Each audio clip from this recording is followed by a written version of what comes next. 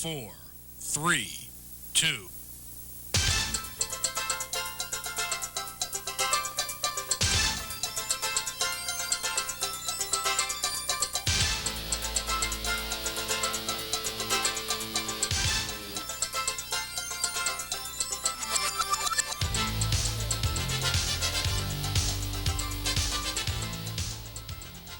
If I would have to describe Holly, I would say she's very easy to smile, laid back, generous.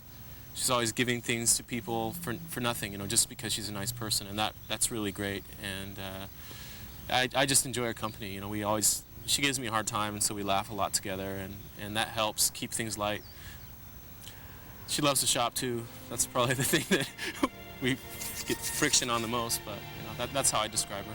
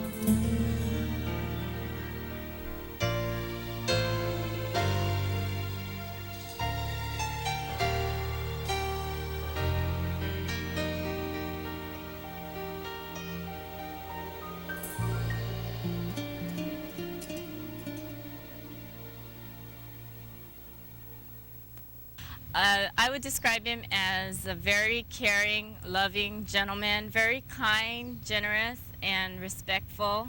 And he's got a lot of admiring qualities that I love.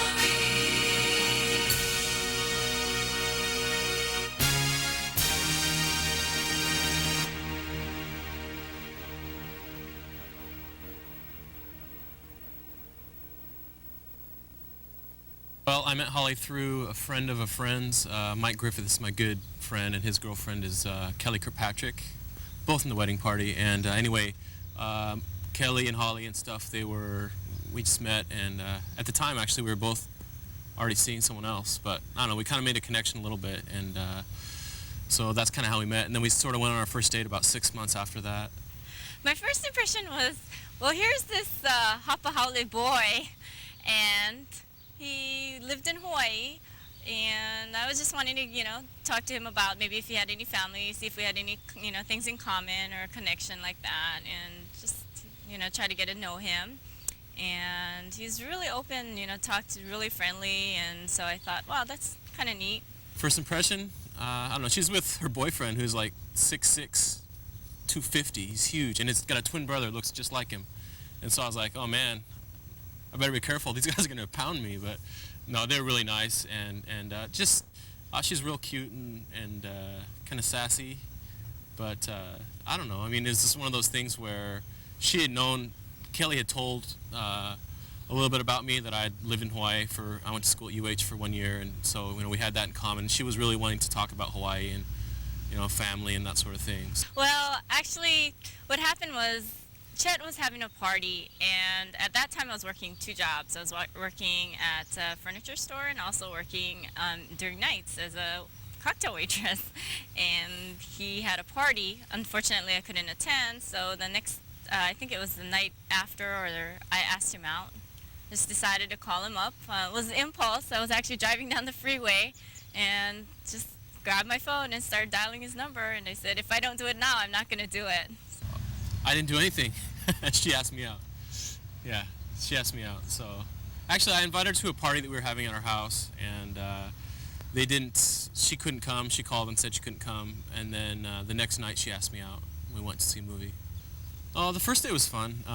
It was kind of weird because she was asking me out on her cell phone. She's just pretty 90s, driving home from work, and so I hear the buzz, it's not a clear connection. But I said, well, what movie do you want to see? And she was like, I don't care. And I was like, well, I want to see this one movie. It's an old movie. It was Midnight Cowboy, like Dustin Hoffman and John Voight, like kind of rated X at the time. I mean, it's probably just rated R now, but it was not really a date movie, very unromantic, kind of sick. But I was like, well, that's one I want to see. And she goes, okay, that's fine.